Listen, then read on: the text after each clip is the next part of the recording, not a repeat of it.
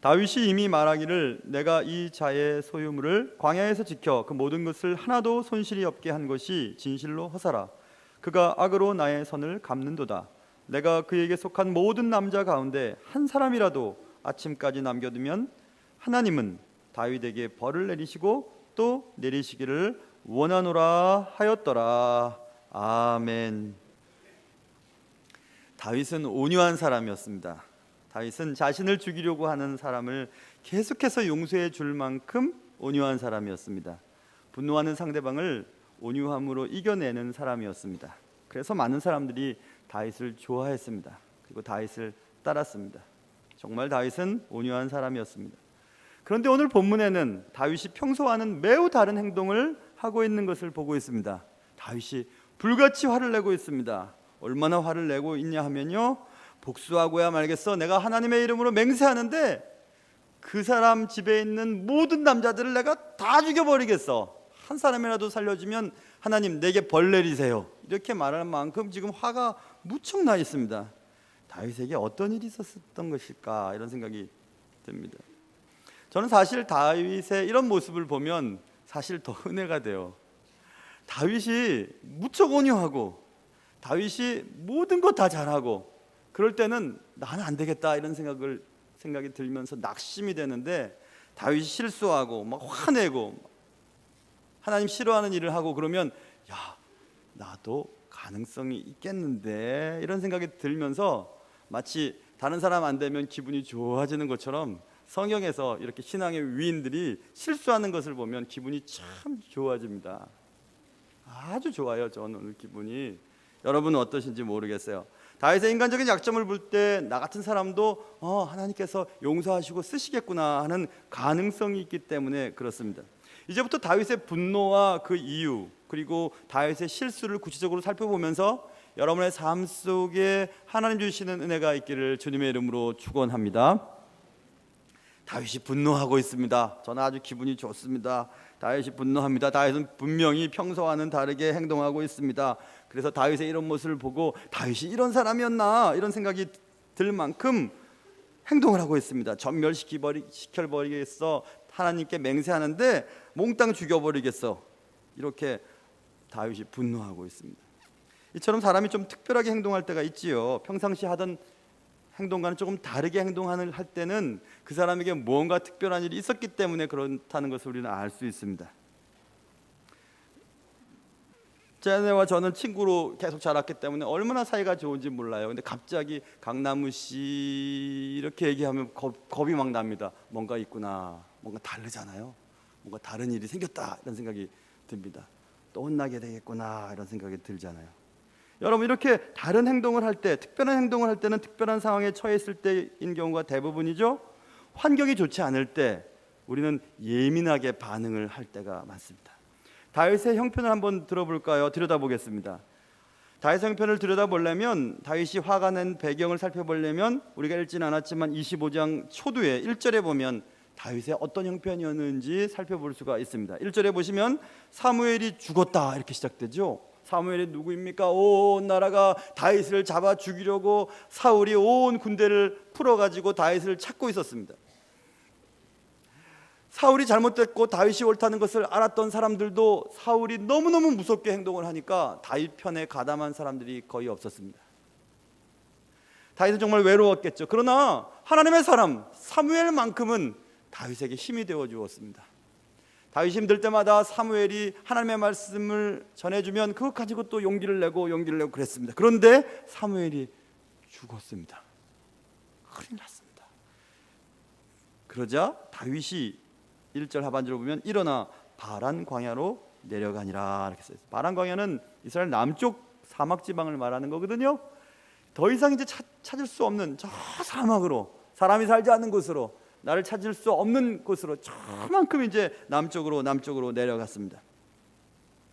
힘들 때마다 사무엘이 전해주던 말씀을 통해 위로받고 하루하루를 견뎌내었던 다윗. 그런데 사무엘은 죽고 다윗은 더 멀리 도망가야 했습니다. 바란 광야까지 내려가야 했습니다. 저 사막에 가서 살고 있었습니다. 다윗은 이렇게 상황이 좋지 않은 시간들을 보내고 있었습니다.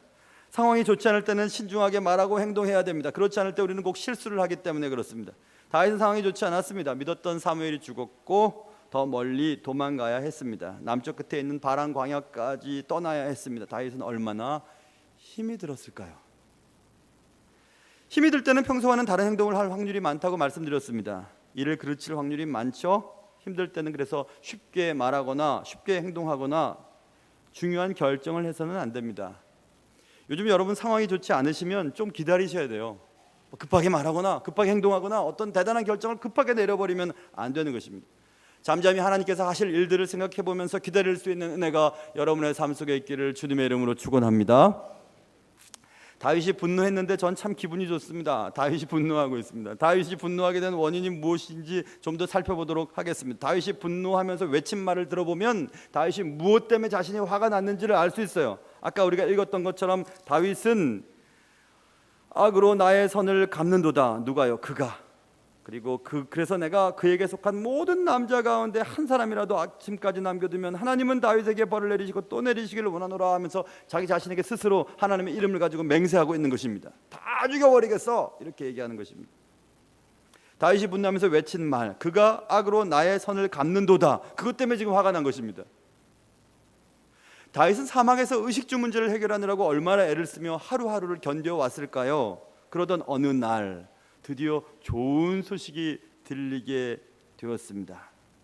다윗의 주거지역 근처에 나발이라고 하는 사람이 살고 있었는데 오늘 성경에 보면 나발은 굉장히 부자였습니다. 2절에 보세요. 너무 부자였습니다. 아주 부자였습니다. 양이 3,000마리였고 염소가 1,000마리였어요. 그런데 그가 어느 날 양 털을 깎는다는 소식을 다윗이 듣게 된 것입니다. 목장을 하는 사람들은 양털 깎는 날이 최고 좋은 날입니다. 양털을 깎아가지고 양털을 가지고 물물 교환을 하고 팔기도 하면서 돈을 막 벌 수 있거든요. 농부하는 사람은 수확하는 날과 똑같습니다. 양털 깎는 날이 되었다는 소식을 들었습니다. 다윗은 어렵게 용기를 내어 나발에게 요청을 하게 됩니다. 5절부터 8절까지 보시면 나발에게 다윗이 10명의 소년을 보내어 이렇게 말했습니다. 당신에게 은혜를 좀 얻게 해주세요. 우리가 좋은 날에 왔은즉, 좋은 날은 양털 깎는 날입니다. 좋은 날에 왔은즉 당신의 손에 있는 대로 내 종들과 내 아들 다윗에게 주기를 원하노라 이렇게 요청했습니다. 그게 8절에 기록되어 있습니다. 10명의 소년들을 나발에게 보내어서 얘기하는 겁니다. 당신이 조금 우리에게 은혜를 좀 베풀어 주세요. 우리는 당신의 종입니다.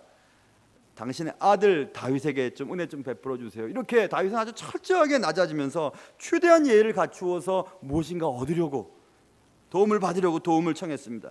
할 수 있는 한 최선을 다해서 정중하게 도움을 요청했습니다. 다윗은 자존심이 강한 사람이었죠. 그러나 다윗은 자존심을 굽혀가면서 자신이 돌봐야 할 사람들을 위해 자신을 매우 낮췄습니다. 그때 다윗의 요청을 받은 나발은 10절부터 11절에 보시면 이런 지하에 거절합니다. 10절 보세요. 나발이 다윗의 사원들에게 대답하여 이르되 다윗이 누구냐? 이새의 아들은 누구냐? 요즘에 각기 주인에게서 억지로 떠나는 종이 많도다.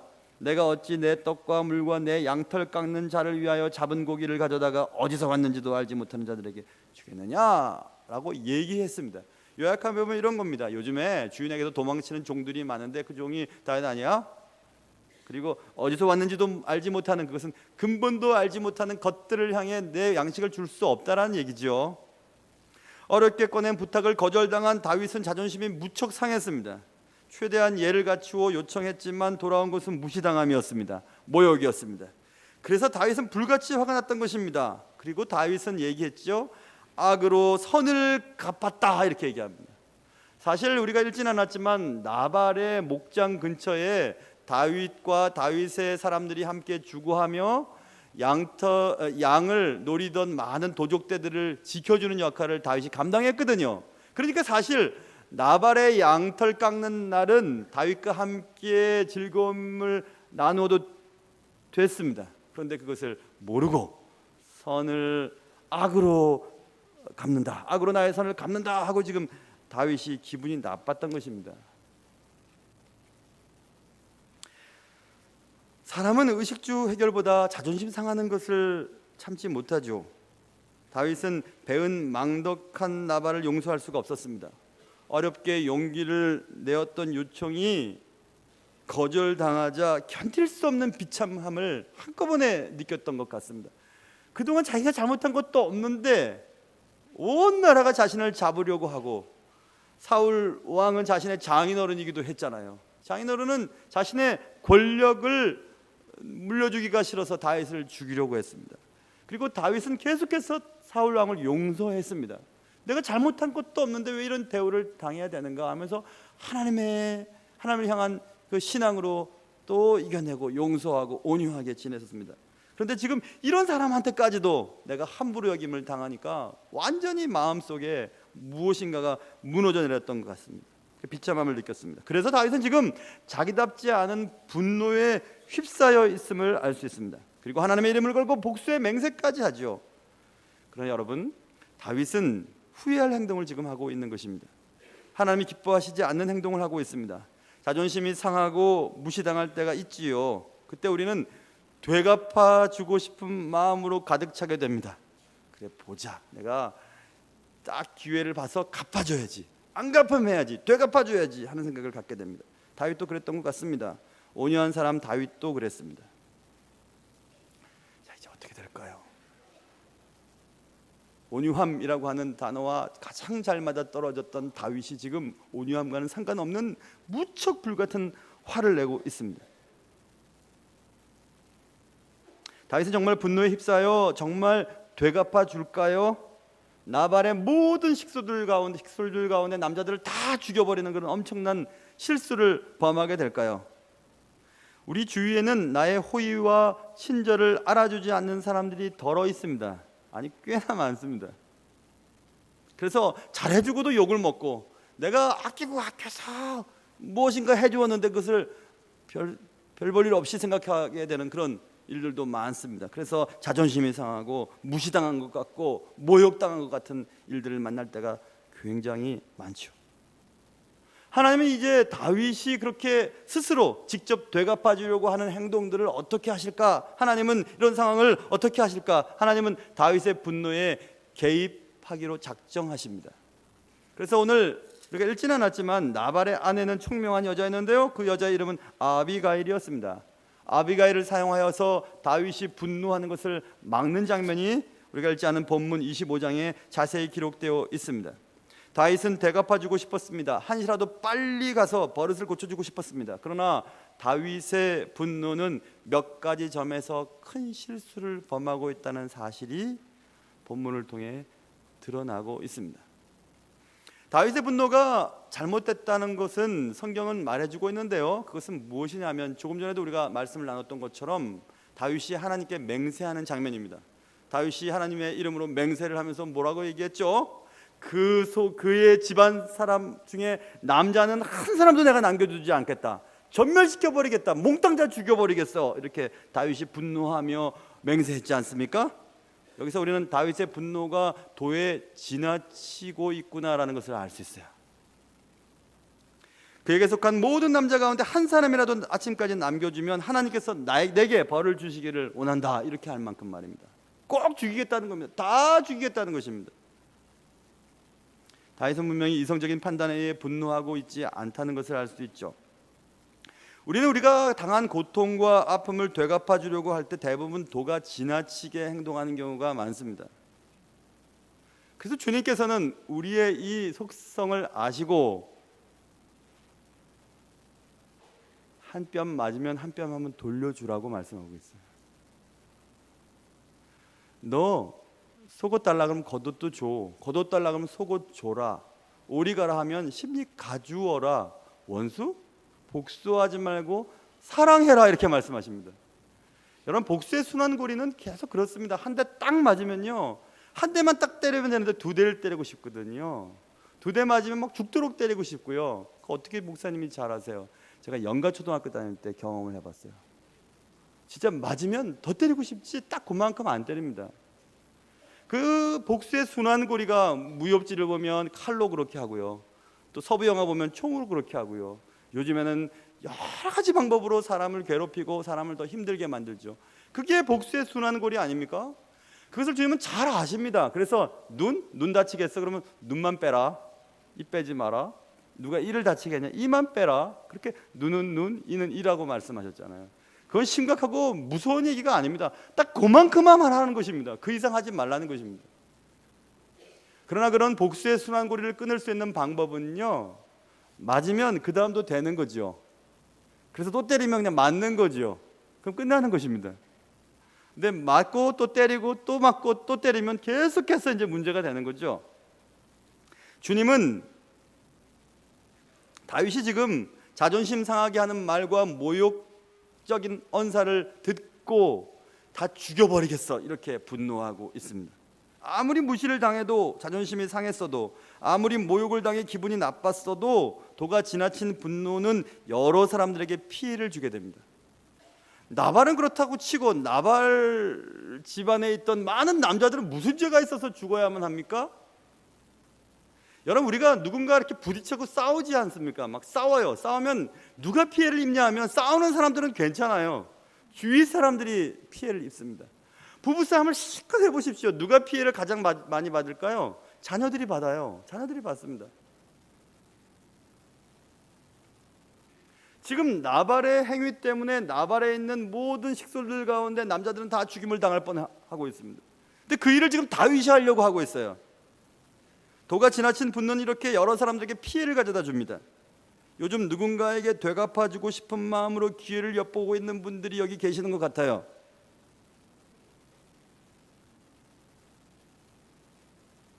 그렇다면 여러분 생각해 보세요. 나의 지금 되갚음에 지나친 것은 없는지 생각해 보셔야 돼요. 여러분과 제가 주님의 사람이라면 이쯤에서 끝내야 돼요. 끝내는 방법은 내가 죽는 거예요. 내가 희생하는 것입니다. 오히려 그를 위해 축복하는 것입니다. 그를 위해 기도해 주는 것입니다. 다윗의 분노는 도가 지나친 것이 틀림이 없었습니다. 그래서 하나님은 아비가일을 통해 다윗이 그런 죄를 짓지 않도록 하셨습니다. 여러분, 또 다윗이 분노하는 것에 하나님이 개입하시면서 다윗의 분노가 실수라는 것을 우리에게 알려주고 있는데요, 그것은 다윗이 되갚아 주는 일을 직접 할 필요가 있었을까 하는 것입니다. 하나님이 보내신 사람 지혜로운 아비가일의 말을 들어보면요, 26절에 보면 아비가일이 다윗에게 와서 이렇게 얘기합니다. 내 주여, 다윗에게 얘기합니다. 여호와께서 살아계심을 두고 맹세하노니 내 주도 살아계시거니와 내 주의 손으로 피를 흘려 친히 보복하시는 일을 여호와께서 막으셨으니. 굉장히 중요한 얘기가 들어 있습니다.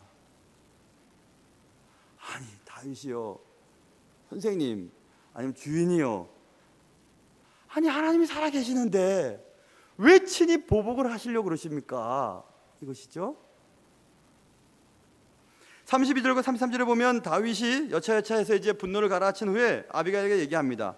다윗이 아비가일에게 이르되 오늘 너를 보내어 나를 영접하게 하신 이스라엘의 하나님 여호와를 찬송할지로다.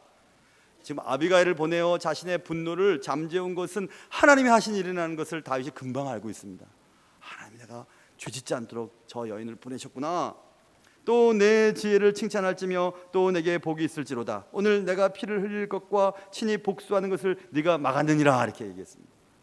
여기서 아까 아비가일의 얘기와 다윗의 고백을 들어보면 친히 보복하는 일이 나쁘다는 얘기입니다.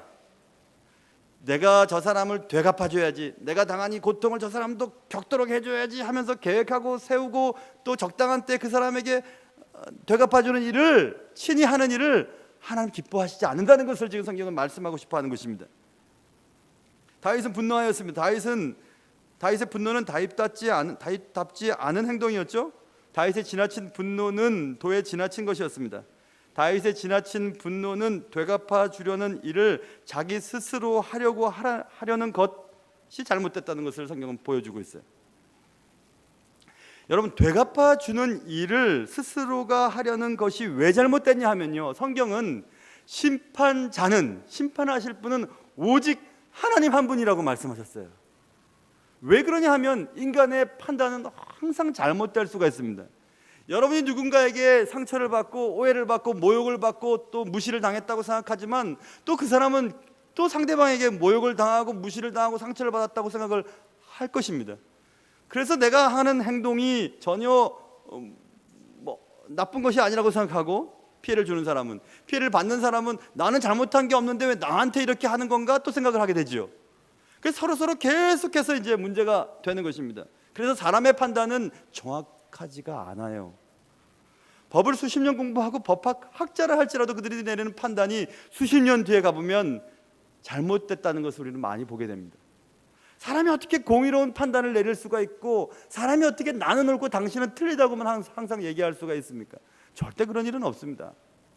그러니 성경은 판단자가 되시는 분은 오직 유일하신 하나님이셔요. 그래서 사람은 사람을 판단할 수 있는 자격이 없다는 것을 말씀하셨습니다.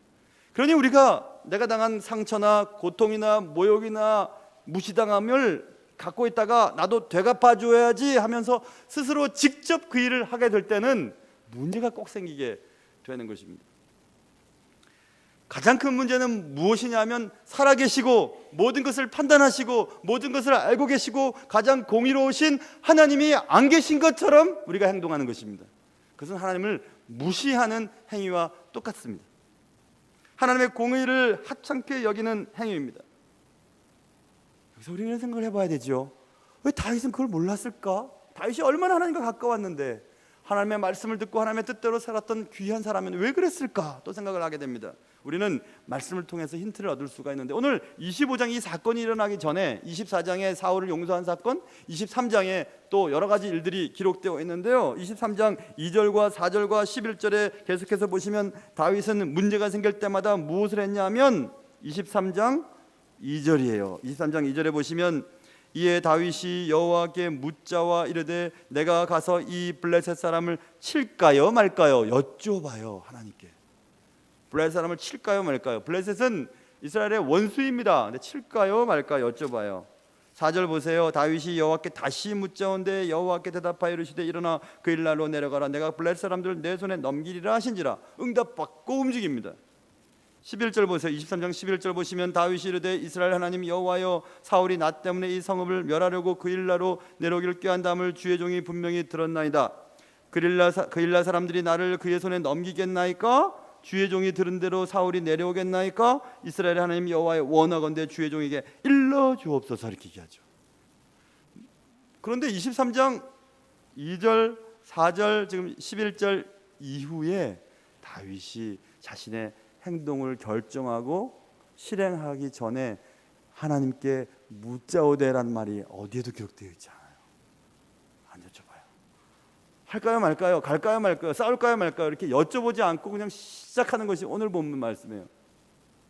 무시당했어요. 모욕당했어요. 기분 나빠요. 상처받았어요. 다 죽여버리겠어 하고 그냥 칼을 뺐어요. 그게 지금 오늘 본문 25장의 본문이에요. 무엇이 다르죠? 기도하지 않았어요. 기도하지 않았어요. 하나님께 여쭤보지 않았습니다.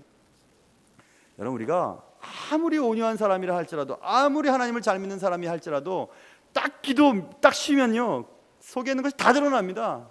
악한 것이 다 드러나요. 싸납고 욕하고 싸우고 다른 사람 등지고 용서하지 못하고 원수 맺고 시기하고 질투하고 남의 말하고 나쁜 말하고 얼마나 나쁜 것들이 많이 올라오는지 몰라요. 지금은 마치 막 탕물이 시간이 지나서 쫙 가라앉아 있습니다.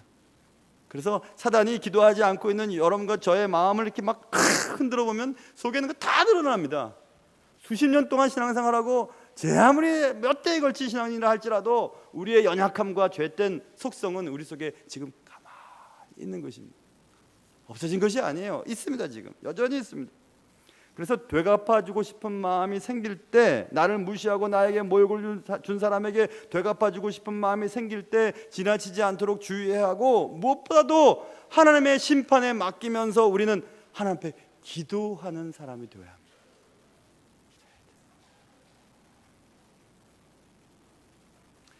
하나님의 심판에 맡길 수 있고 하나님 앞에 잠잠히 기다릴 수 있는 것은 믿음이 있는 사람이 가능해요. 믿음 없으면 그렇게 못합니다. 하나님은 다윗 자신이 스스로 심판자가 되는 것을 기뻐하지 않으셨습니다. 비록 무시를 당하고 모욕을 당했어도 지나치게 분노하는 것을 원치 않으셨습니다. 자존심이 상하고 악으로 선을 갚는 사람을 만나게 되었어도 도가 지나친 분노를 하나님은 좋게 여기지 않으셨어요. 하나님은 아비가일이라고 하는 사람을 보내어 다윗의 분노를 가라앉히셨습니다. 하나님은 우리가 직접 되갚아 주겠다고 화를 내고 흥분하는 일을 기뻐하지 않으십니다. 인간이 스스로 심판자가 되어 옳고 그름을 판단하는 일을 하나님은 좋아하지 않으십니다. 하나님만이 심판자이시기 때문에 그렇습니다. 하나님만이 오직 유일한 공의로운 심판자이시기 때문에 그렇습니다. 그렇다면 하나님 왜 뒷짐지고 계시죠? 다윗이 그렇게 모욕을 당할 동안 가만히 계시는 것이죠? 하나님은 다윗을 사랑하지 않습니까? 하나님은 다윗의 모욕당함을 모른 채 하지 않으십니다. 하나님은 직접 그의 팔을 드셨어요. 드시고 나발을 내리치십니다. 그게 38절이에요. 38절 보시면 한 열흘 후에 여호와께서 나발을 치심에 그가 죽으니라. 나발이 죽었다 함을 다윗이 듣고 이르되 나발에게 당한 나의 모욕을 갚아주사 종으로 악한 일을 하지 않게 하신 여호와를 찬송할지로다. 여호와께서 나발의 악행을 그의 머리에 돌리셨도다 하니라. 보세요, 다윗이 기다렸어요. 다윗은 기다렸습니다. 하나님은 한 열흘 동안 기다리셨다가 나발을 한 대 쳤더니 나발은 그냥 죽어버립니다. 자, 누가 죽었죠? 나발이 죽었어요. 나발만 죽었어요. 아무도 다치지 않았습니다. 사람이 하는 일은 항상 도가 지나치기 때문에 여러 사람들이 피해를 받습니다. 하나님이 하시는 일을 기다리면 하나님은 정확하게 하나님의 일들을 처리해 가시는 것을 볼 수 있어요. 그러니까 여러분 기다리세요. 참으십시오. 인내하십시오. 인내하시면 하나님의 때가 되면 하나님의 일들을 이루어 가십니다. 그럼 왜 하나님은 한 열흘 동안 기다리셨을까? 저는 하나님은 아니지만 하나님은 나발도 회개하기를 바라셨던 것 같아요. 나발도. 하나님 그런 분이시죠. 모든 사람이 다 회개하고 구원받기를 원하시는 분이시죠. 나발에게도 기회를 주셨던 것 같아요. 나발이 회개하지 않고 점점 악한 일을 하자 하나님은 때가 되어 손을 드시고 나발을 쳐버리십니다. 나발은 죽습니다. 그리고 다윗은 깨닫죠. 아이고, 하나님 너무 감사합니다. 하나님이 하실 일을 내가 대신하려고 했군요. 그리고 얘기하죠. 종으로 악한 일을 하지 않게 하신 하나님을 찬송합니다. 거기서 악한 일은 뭐죠? 스스로의 능력으로, 스스로의 힘으로 되갚아 주려고 했던 그 일이 악한 일이었다는 것입니다. 여러분, 한 대 맞으면 한 대 때리고 싶잖아요. 때리면 시원할 것 같지만 안 시원합니다. 그러면 2대 맞을까 걱정해야 돼요. 이제 2대 이제 맞게 되겠지? 그럼 4대 때릴 준비를 해야죠. 되갚아 준다는 것은 그런 것 아니겠습니까, 여러분? 그것이 그래서 다윗의 입을 통해서 주님은 우리에게 말씀하십니다. 그거 악한 일이야. 스스로 누군가에게 되갚아 주려고 하는 건 나쁜 일이야. 안 갚으면 건 나쁜 일이야. 그래서 내가 뭐라 그랬니? 원수를 사랑하라고 말하지 않았냐? 그래야 끝나는 거야. 그래야 되는 거야. 이렇게 말씀하십니다. 하나님 살아계시죠? 하나님은 우리의 형편에 대해서 모르시는 것이 하나도 없으십니다. 시편 17편 눈동자같이 지키신답니다. 눈동자같이. 하나님 시편 139편에 하나님은 나의 앉고 일어섬을 다 아신다고 말씀하셨어요. 욥기 7장에 보시면 우리가 그렇게 침 삼킬 동안도 우리를 그냥 내버려 두시지 않는다고 분명히 성경에 약속하셨습니다.